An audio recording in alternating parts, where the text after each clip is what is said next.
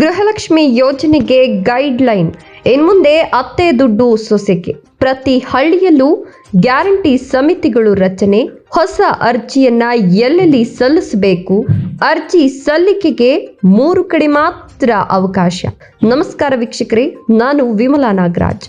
ಇಷ್ಟು ದಿನ ಯಾವುದೇ ಅಡೆತಡೆ ಇಲ್ಲದೆ ಪ್ರತಿ ತಿಂಗಳು ಗೃಹಲಕ್ಷ್ಮಿ ಯೋಜನೆಯ 2,000 ರೂಪಾಯಿ ನಿಮ್ಮ ಖಾತೆಗೆ ಬರ್ತಾ ಇತ್ತಲ್ವಾ? ಆದರೆ ಈಗ ರಾಜ್ಯದ ಮಹಿಳೆಯರಿಗೆ ಸರ್ಕಾರ ಒಂದು ದೊಡ್ಡ ಶಾಕ್ ಕೊಟ್ಟಿದೆ. ಹೌದು, ಕಾಂಗ್ರೆಸ್ ಸರ್ಕಾರ ಈಗ ಗೃಹಲಕ್ಷ್ಮಿ ಯೋಜನೆಯ ನಿಯಮಗಳಲ್ಲಿ ಭಾರಿ ಬದಲಾವಣೆ ಮಾಡಿದೆ. ನಿಮ್ಗೊಂದು ಲೇಟೆಸ್ಟ್ ಅಪ್ಡೇಟ್ ಏನಪ್ಪಾ ಅಂದ್ರೆ, ಅತ್ತೆ ದುಡ್ಡು ಸೊಸೆಗೆ ಹೇಗೆ ಬರುತ್ತೆ? ಗೃಹಲಕ್ಷ್ಮಿ ಹಣ ಪಡೆಯೋಕೆ ಮಹಿಳೆಯರು ಮತ್ತೆ ಹೊಸದಾಗಿ ಅರ್ಜಿಯನ್ನ ಸಲ್ಲಿಸಬೇಕಾ?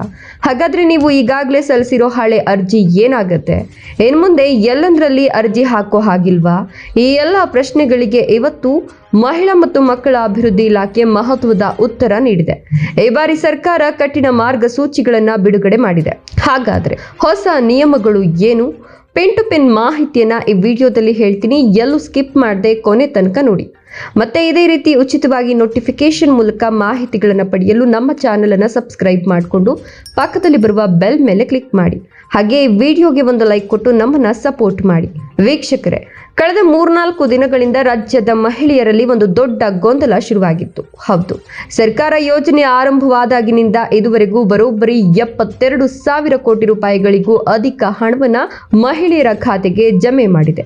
ಆದರೆ ಇತ್ತೀಚೆಗೆ ಇಲಾಖೆ ನಡೆಸಿದ ಒಂದು ಗುಪ್ತ ಸಮೀಕ್ಷೆಯಲ್ಲಿ ಭೀಕರ ಸತ್ಯವೊಂದು ಬಯಲಾಗಿದೆ. ಏನಪ್ಪಾ ಅಂದ್ರೆ, ರಾಜ್ಯದಲ್ಲಿ ಸುಮಾರು 1 ಲಕ್ಷಕ್ಕೂ ಅಧಿಕ ಮಹಿಳೆಯರು ನಿಧನರಾಗಿದ್ರೂ ಕೂಡ ಅವರ ಹೆಸರಲ್ಲಿ ಇವತ್ತಿಗೂ ಪ್ರತಿ ತಿಂಗಳು 2,000 ರೂಪಾಯಿ ಹಣ ಡ್ರಾ ಆಗ್ತಿದೆ. ಅಷ್ಟೇ ಅಲ್ಲ, ಸುಮಾರು 50,000ಕ್ಕೂ ಹೆಚ್ಚು ಆದಾಯ ತೆರಿಗೆ ಅಂದ್ರೆ ಇನ್ಕಮ್ ಟ್ಯಾಕ್ಸ್ ಪಾವತಿಸೋ ಶ್ರೀಮಂತರು ಕೂಡ ಈ ಯೋಜನೆಯನ್ನ ದುರ್ಬಳಕೆ ಮಾಡಿಕೊಳ್ತಿದ್ದಾರೆ. ಯೋಚನೆ ಮಾಡಿ, ಬಡವರಿಗಾಗಿ ಮೀಸಲಿಟ್ಟ ಹಣ ಈ ರೀತಿ ಲೂಟಿಯಾಗ್ತಿರೋದನ್ನ ತಡೆಯೋಕೆ ಮತ್ತು ಕೇವಲ ನಿಜವಾದ ಅರ್ಹ ಬಡ ಮಹಿಳೆಯರಿಗೆ ಮಾತ್ರ ಹಣ ಸಿಗ್ಲಿ ಅನ್ನೋ ಉದ್ದೇಶದಿಂದ ಈಗ ನವೀಕರಣ ಪ್ರಕ್ರಿಯೆಯನ್ನ ಶುರು ಮಾಡಲಾಗಿದೆ. ಹಾಗಾದ್ರೆ ಸರ್ಕಾರ ತಂದಿರೋ ಆ ಕಠಿಣ ನಿಯಮ ಏನು ಗೊತ್ತಾ?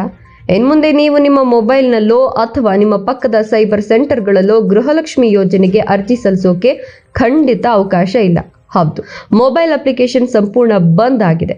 ಸರ್ಕಾರ ನಿಗದಿಪಡಿಸಿರೋ ಕೇವಲ 3 ಅಧಿಕೃತ ಕೇಂದ್ರಗಳಲ್ಲಿ ಮಾತ್ರ ನೀವು ಇನ್ಮುಂದೆ ಹೊಸ ಅರ್ಜಿಯನ್ನ ಅಥವಾ ತಿದ್ದುಪಡಿಗಳನ್ನ ಸಲ್ಲಿಸಬೇಕಾಗ್ತದೆ.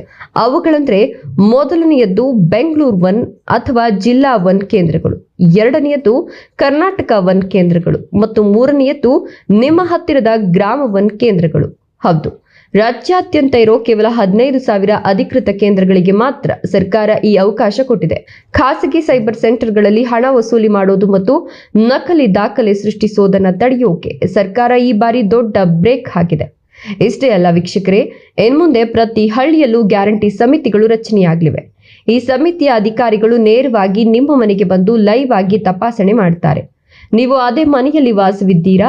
ನಿಮ್ಮ ಹೆಸರಲ್ಲಿ ಕರೆಂಟ್ ಬಿಲ್ ಎಷ್ಟು ಬರ್ತಿದೆ? ನಿಮ್ಮ ಅಕೌಂಟ್ಗೆ ಬರೋ ಹಣ ನಿಜವಾಗಿಯೂ ಯಾರ ಕೈ ಸೇರ್ತಿದೆ ಅನ್ನೋದನ್ನ ಅಧಿಕಾರಿಗಳು ಟ್ರ್ಯಾಕ್ ಮಾಡ್ತಾರೆ. ಹಾಗಾದ್ರೆ ಅರ್ಜಿ ಸಲ್ಲಿಸೋಕೆ ಏನೆಲ್ಲ ದಾಖಲೆಗಳು ಬೇಕು ಅನ್ನೋದನ್ನ ನೋಟ್ ಮಾಡ್ಕೊಳ್ಳಿ. ನಿಮ್ಮ ಅಪ್ಡೇಟೆಡ್ ಆಧಾರ್ ಕಾರ್ಡ್, BPL ಅಥವಾ APL ರೇಷನ್ ಕಾರ್ಡ್ ಮತ್ತು ಬ್ಯಾಂಕ್ ಪಾಸ್ಬುಕ್ ಜೊತೆಗೆ ನಿಮ್ಮ ಆಧಾರ್ ಕಾರ್ಡ್ಗೆ ಮೊಬೈಲ್ ನಂಬರ್ ಲಿಂಕ್ ಆಗಿರೋದು ಕಡ್ಡಾಯ. ಇಲ್ಲಿ ಒಂದು ಗುಡ್ ನ್ಯೂಸ್ ಏನಪ್ಪಾ ಅಂದ್ರೆ, ಒಂದು ವೇಳೆ ಮನೆಯ ಮೂಲ ಫಲಾನುಭವಿ ಮಹಿಳೆ ಮೃತಪಟ್ಟಿದ್ರೆ ಆ ಮನೆಯ ಸೊಸೆ ಅಥವಾ ಮಗಳಿಗೆ ಹಣ ವರ್ಗಾವಣೆ ಮಾಡಿಕೊಳ್ಳೋಕೆ ಸರ್ಕಾರ ಈ ಬಾರಿ ಒಂದು ಉತ್ತಮ ಅವಕಾಶವನ್ನ ಮಾಡಿಕೊಟ್ಟಿದೆ.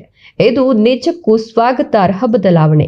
ಕೊನೆಯದಾಗಿ ಈಗ ಎಲ್ಲರ ಮನಸ್ಸಿನಲ್ಲಿರೋ ಪ್ರಶ್ನೆ, ಹೊಸ ಅರ್ಜಿ ಪ್ರಕ್ರಿಯೆ ಯಾವಾಗಿಂದ ಶುರುವಾಗುತ್ತೆ ಅಂತ ವೀಕ್ಷಕರೇ. ಸದ್ಯಕ್ಕೆ ಮಹಿಳೆಯರು ಮೇ ತಿಂಗಳ ಕಂತಿನ ಹಣಕ್ಕಾಗಿ ಕಾಯ್ತಾ ಇದ್ದಾರೆ. ಈ ಬಾಕಿ ಇರೋ ಹಣ ನಿಮ್ಮ ಖಾತೆಗೆ ಜಮೆಯಾದ ತಕ್ಷಣವೇ ಹೊಸ ನವೀಕರಣ ಮತ್ತು ಅರ್ಜಿ ಪ್ರಕ್ರಿಯೆಯ ದಿನಾಂಕವನ್ನ ಸರ್ಕಾರ ಅಧಿಕೃತವಾಗಿ ಪ್ರಕಟಿಸಲಿದೆ.